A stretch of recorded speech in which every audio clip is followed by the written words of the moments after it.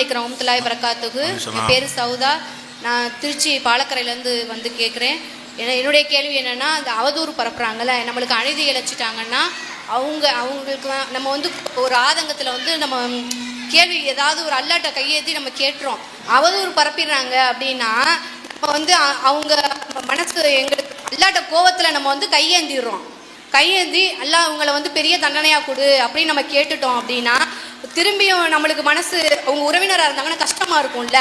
அப்போ வந்து என்ன செய்யறது, அல்லாஹ் அவங்கள திருத்து பற்றி சொல்லிட்டாங்க அப்படின்னு சொல்லிட்டு அல்லாஹ் அவங்கள அந்த அந்த பாவத்தை அவங்களுக்கு பெரிய தண்டனை கொடுத்துறாத அப்படின்னு சொல்லிட்டு நம்ம அந்த மாதிரி கேள்வி கேட்கலாமா? திரும்பி அல்லாட்ட அந்த மாதிரி துவா கேட்கலாமா? வாபஸ் வாங்கலாமான்னு கேட்குறாங்க. அது சாபத்தை வாபஸ் வாங்கலாமா? அதானே சாபத்தை வாபஸ் வாங்கலாமா? இல்லை எந்தெந்த மாதிரி துவா கேட்கணும், எந்தெந்த மாதிரி துவா கேட்கக்கூடாது? சரி, அதுதான் என்னுடைய கேள்வி. அதாவது ஒருவர் மீது ஒரு அவதூறு சொல்லிட்டாங்க, அல்லது ஒரு அநியாயம் பண்ணிட்டாங்க, ஒருத்தருடைய சொத்தை பறிச்சுக்கிட்ட ஏதோ ஒரு அநியாயம். ஒரு மனிதனுக்கு இன்னொரு மனிதன் என்ன செய்கிறான், அநியாயம் பண்ணிட்டான். அல்லது ஒரு பெண்ணுக்கு ஒரு பெண்ணு ஒரு அநியாயம் பண்ணிவிட்டாங்க. அநியாயம் பண்ணுனா அந்த பாதிக்கப்பட்டவங்க என்ன செய்வாங்க, அல்லாட்ட கையேந்திருவாங்க. சில நேரத்தில் விட்டுருவாங்க, சில நேரத்தில் யாரெல்லாம் நீ பார்த்துக்க, இவ்வளோ அநியாயம் பண்ணுறாங்க, நீ அழிச்சு கொடு, நீ உன் தண்டனையை கொடு என்று சொல்லி பாதிக்கப்பட்டவர்கள் வந்து கையேந்திருவாங்க. முதல்ல இப்படி கையேந்தலாமா என்ற அதனுடைய அந்தஸ்து என்னன்னு மார்க்கத்தில் விரைங்கணும். நபிகள் நாயகம் ஸல்லல்லாஹு அலைஹி வஸல்லம் சொல்கிறாங்க, இத்தகி தாவத்தல் மதுலூம், அநியாயம் செய்யப்பட்டவனுடைய துவாவுக்கு பயந்துகொள். எனக்கு ஒரு அநியாயம் பண்ணிட்டாங்கன்னு வைங்க, நான் கையேந்திட்டால் அந்த அநியாயம் செஞ்சவங்களுக்கு என்ன வேண்டாலும் நடக்கலாம். அது அல்லாதான் முடிவு செய்வான். ஆனால் பயந்து கொள்ளுங்கிறாங்க, நான் உங்களுக்கு அநியாயம் பண்ணிட்டேன், நீங்கள் எனக்கு எதிராக கையேந்திட்டீங்க, அப்போ நான் பயந்து வாழணும், என்ன ஆகுமோ தெரியலையே, அவன் கையேந்திட்டானே. அப்போ நபிகள் நாயகம் ஸல்லல்லாஹு அலைஹி வஸல்லம் சொல்கிறாங்க, இத்தகி தாவத்தல் மதுலூம், அநியாயம் செய்யப்பட்டவனுடைய துவாவுக்கு பயந்துகொள். ஏனென்றால் ஃபைன்னஹு லைஸ பைனஹா வ பைனல்லாஹி ஹிஜாப், அவனுக்கும் அல்லாஹ்வுக்கும் மத்தியில் திரை கிடையாது.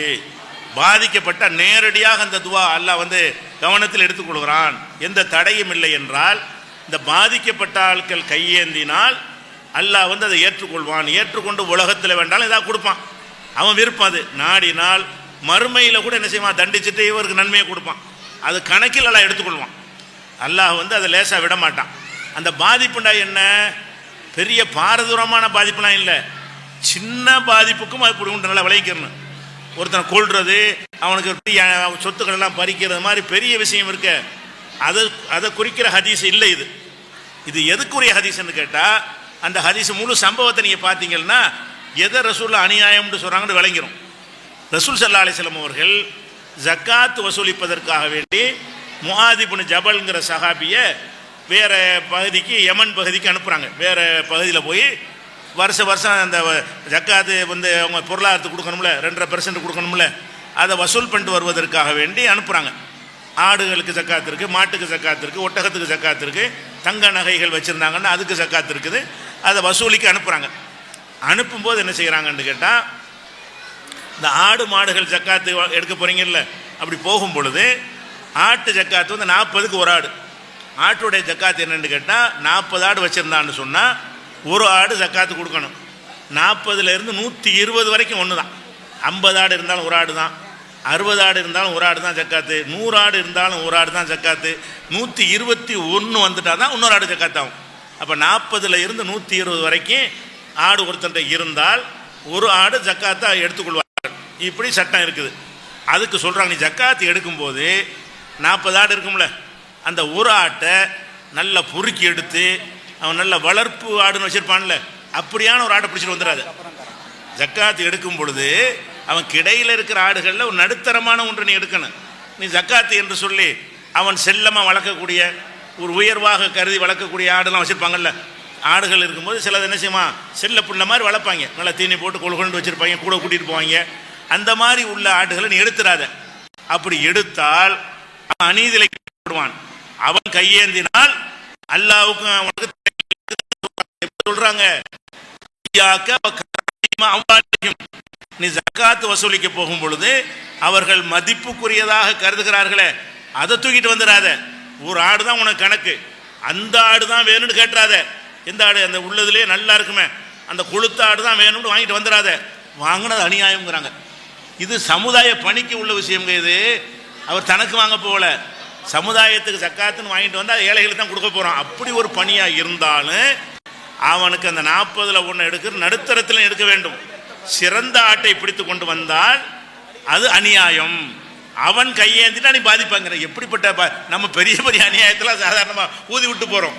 இது பெரிய அநியாயமாக தெரியல, பார்த்தா இது ஒரு பெரிய அநியாயமாக நீங்கள்லாம் சொல்லுவீங்க. நமக்கெல்லாம் அப்படி தெரியும். என்ன ஒரு ஆடு நல்ல ஆடை பார்த்து எடுக்கிற பெரிய விஷயமா, அது பொது காரியத்துக்கு எடுக்கிற பெரிய விஷயமா நமக்கு தோணும். ரசூலுல்லாஹ் அப்படி தோணலை. ரசூலுல்லாஹ் என்ன செய்கிறாங்க, நீ எடுக்க போகும் நடுத்தரமான ஆடு எடுத்துக்கிட்டு வா, சிறந்ததை எடுத்தீங்கன்னா அவன் மனசில் என்ன செய்யும், இதை போய் எடுக்கிற அநியாயம் பண்ணுறாங்களேன்னு நினச்சிட்டான்னு வையே, யாரெல்லாம் நீ பார்த்துக்க, நீ ஜக்காத்து வசூலிக்க போய் பாவத்தில் தள்ளிற போய் உன் தள்ளி சாபத்தால்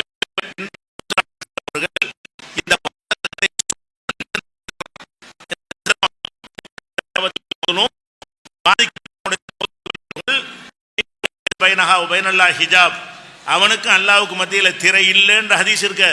அது ஒரு துண்டு முதல்ல இருந்து படிச்சீங்கன்னா அந்த சம்பவத்தில் வருது. இந்த சம்பவத்துக்காக தான் அது சொன்னார்கள். அப்ப நம்ம என்ன வழங்குறோம், சின்ன அநியாயம், ஒரு சாதாரண ஒரு அநியாயம் கூட என்னவாயிரும் கேட்டா, நம்ம ஒருத்தன் கடன் வாங்கிட்டான். கடன்கிறது என்ன செய்யறான், ஒரு அரிசியை வாங்கிட்டான். அரிசி சாதாரண ஒரு 50 ரூபா ஒரு விலையுள்ள ஒரு அரிசியை கடன் வாங்கிட்டான்.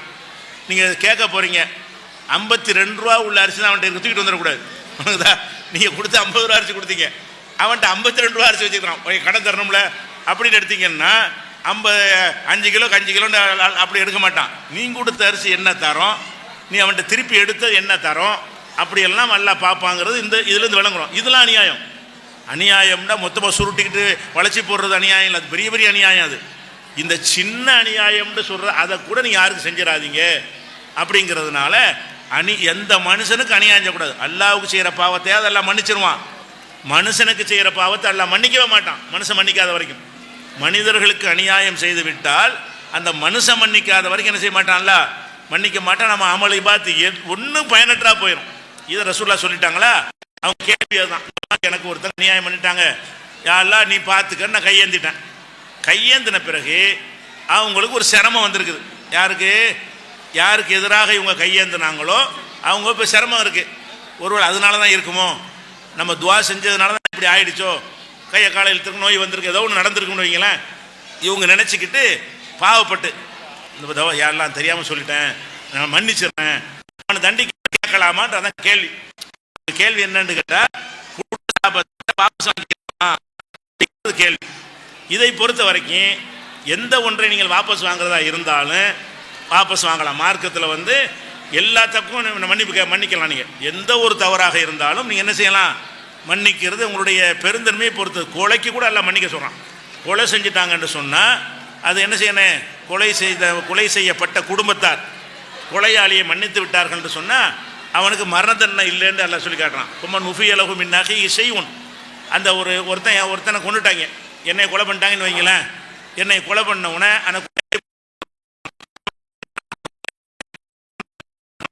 ஆனால் என்னுடைய உறவினர்களில் ஒரே ஒரு ஆள் மன்னிச்சிட்டார், அவனை தண்டிக்க கூடாது, மரண தண்டனை கொடுக்கூடாது, வேற தண்டனை கொடுக்கலாம்.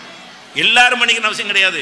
சிறிதளவுக்கு மன்னிக்கப்பட்டு விட்டால் கூட அவனுக்கு மரண தண்டனை இல்லைன்னு சொல்கிற அளவுக்கு அந்த மன்னிப்பை ஊக்குவிக்கிறது மார்க்கும். ரசூலுல்லாஹ் என்ன செய்வாங்கன்னா, இந்த மாதிரி கொலை சம்பவங்கள்லாம் வரும் பொழுது தண்டிக்கணும்னு வருவார்ல, தண்டிக்கணும், ஓகே அவனுக்கு உரிமை இருக்கிறது, நீ மன்னிக்கிறியா, மன்னிக்க விரும்புறியான்னு கேட்பாங்க. அப்போ அந்த மன்னிக்க விரும்புகிறேன்னு சொன்னால் நீ மன்னிச்சிருப்பாங்க, மாமா. மன்னிக்க மாட்டேன்னு சொன்னால் தான் தண்டிப்பாங்க. அதனால் நமக்கு அநியாயம் செஞ்ச ஒருத்தனை நம்மளாக இறங்கி மன்னித்தோம் என்று சொன்னால் அந்த மன்னிப்பை திரும்ப பெறுவதற்கு மார்க்கத்தில் உண்டு. சாபம் கேட்டீங்க, யாரெல்லாம் நான் மன்னிச்சிட்டேங்கிறீங்க, அது மார்க்கத்தில் உள்ள ஒரு செய்தி தான். எந்த ஒரு தவறையும் நம்ம மன்னிச்சிடலாம், மன்னிப்பு கேட்கறதுக்கு வாய்ப்பு இருக்கிறது, அந்த வாய்ப்பு சிலது வழங்கப்பட்டிருக்கு. ஆனால் அந்த விளைவு நடந்த பிறகு நீங்கள் வாபஸ் வாங்கினா அர்த்தம் இல்லை. இப்போ உதாரணமாக நீங்கள் அல்லாட்ட துவா செஞ்சிட்டீங்க, எனக்கு எதிராக துவா, நான் உங்களுக்கு அநியாயம் பண்ணிட்டேன், நீங்கள் துவா செஞ்சிட்டீங்க. துவா செஞ்ச உடனே அதனால என் கைகால் வழங்காமல் போச்சுன்னு வைங்க, நீங்கள் வாபஸ் வாங்கினா கைகால் சரியாக போயிருமா? அப்படி ஆகிறதுக்கு முன்னாடி கேட்கணும். வாபஸ் வாங்குறதுல என்னன்னு கேட்டால், ஆக்ஷனில் இப்போதைக்கு நான் ஆக்ஷனில் செத்து போயிட்டேன், யாரெல்லாம் நான் கொடுத்த சாபத்தை வாபஸ் வாங்குறேன்டா, செத்தால் பிடிச்சிடுவேன்னா, அந்த சாபத்தை எல்லாம் ஏற்றுக்கொண்டு பனிஷ்மெண்ட்டை கொடுத்துட்டான் என்று சொன்னால் நீங்கள் வாபஸ் வாங்கணும்னா ரிவர்ஸில் அதுக்கு ரிசல்ட் வரமாட்டா, வராது, முடிஞ்சிருச்சு. அந்த மாதிரி நடக்கிறதுக்கு முன்னாடி நீங்கள் கேட்கலாம். அல்லது ஆகிரத்தில் அல்லாஹ் கொடுப்பதாக இருந்தால் அதுலேருந்து ஒரு தப்பிச்சுக்கிடுவார். ஒரு விளைவு வந்த பிறகு இறக்கப்பட்டு நீங்கள் வாபஸ் வாங்கினாலும் அதை கொடுத்துட்டான்ல அல்லாஹ், அந்த நீங்கள் கேட்ட காரணத்தினால கொடுத்தாச்சு. கொடுத்ததை வாபஸ் நிகழ்ச்சி நடந்த பிறகு இப்படி வாபஸ் வாங்குறது? செத்த பிறகு இப்படி வாபஸ் வாங்க முடியுமா? வாபஸ் வாங்குதல் இல்லை. வாபஸ் வாங்கினா என்னது, அவருக்கு நீ துவா செய்யுங்க, எல்லாம் நான் மன்னிச்சிட்டேன், மறுமையில் அவர் ஒன்றும் செஞ்சிடாத என்கிற அளவுக்கு நீங்கள் கேட்கலாம். அது இனி நடக்க உள்ளது. இனிமே நடக்கிற விஷயத்தை அல்ல இப்போ தண்டிச்சிருக்கிற, இது போதும், இதுக்கு மேலே செஞ்சிடாத எனக்காக வேண்டி அப்படி கேட்கலாம். இப்போ ஒன்று கொடுத்துருக்குற இறைவா, இவன் நான் ரொம்ப பரிதாபப்படுறேன், எனக்கு செஞ்ச அநியாயத்தை நான் மன்னிச்சிட்டேன், இதுக்கு மேலே ஒன்றும் செஞ்சிடாத அப்படின்னு நீங்கள் அவருக்கு துவா செய்யலாம். அந்த நடந்ததை ரிவர்ஸில் வந்தீங்கன்னா சரியாக சீர்திருத்தம் பண்ணி வராது. அதனால் பாவ மன்னிப்பு சாபத்தை கொடுத்துட்டு வாபஸ் வாங்கலாம். வாங்கினால் அதுக்கு என்ன இருக்குது, ஒன்றுமே நடக்கலை, அப்போ வாபஸ் வாங்கலாம். நீங்கள் பத்துவா செஞ்சிட்டீங்க, அவன் நல்லா இருந்துக்கிட்டே இருக்கிறான், எனக்கு எதிராக நீங்கள் துவா செஞ்சிட்டீங்க, நான் பாட்டு நல்லா தான் இருந்துகிட்டு இருக்கிறேன். அப்புறம் நீங்கள் யோசிச்சு பார்த்து யாரெல்லாம் நான் மன்னிச்சிட்டேன், அவனை நான் துவா செஞ்சு நான் வாபஸ் வாங்கிக்கிறேன்னு அல்லாட்ட கேட்கலாம். இறைவன்ட்ட நான் வாபஸ்னா மன்னிக்கிறது. வாபஸ்னா என்னன்னு கேட்டால், நான் செஞ்ச தவறை நீங்கள் மன்னிப்பது, நீங்கள் வாபஸ் வாங்கிட்டேன்னு அர்த்தம். மன்னித்து விட்டால் நீங்கள் கேட்ட துவா இல்லைன்னு அர்த்தமாயிரும். அந்த மாதிரி நடக்கிறதுக்கு முன்னாடி நீங்கள் செய்யலாம். அல்லாஹ் என்ன செய்வான், அந்த அநியாயத்துக்கு தானே உங்களுக்காக தான் தண்டிக்கிறான்ல. அல்லாஹ் அவனுடைய செயலுக்கு தண்டிப்பதாக இருந்தால் நீங்கள் அதில் தலையிட இயலாது. உங்களுக்காக தான் தண்டிக்க போகிறாங்க. நீங்கள் கேட்டதுக்காக வேண்டி, உங்களுக்கு அநியாயம் செஞ்சதுக்காக வேண்டி தண்டிக்கிறதுனால நீங்களே மன்னிச்ச பிறகு அல்லாஹ் தண்டிக்கிறான், அது தண்டிக்க மாட்டான். அப்போ தண்டனை நிகழ்ந்த பிறகு நீங்கள் கேட்பதுக்கு அர்த்தம் கிடையாது. தண்டனை நிகழ்வதற்கு முன்னால் கேட்டால் அது சிறந்த பண்பு, மார்க்கத்தில் உள்ளது, அது கெட்டது ஒன்றும் கிடையாது. அடுத்த கேள்வி.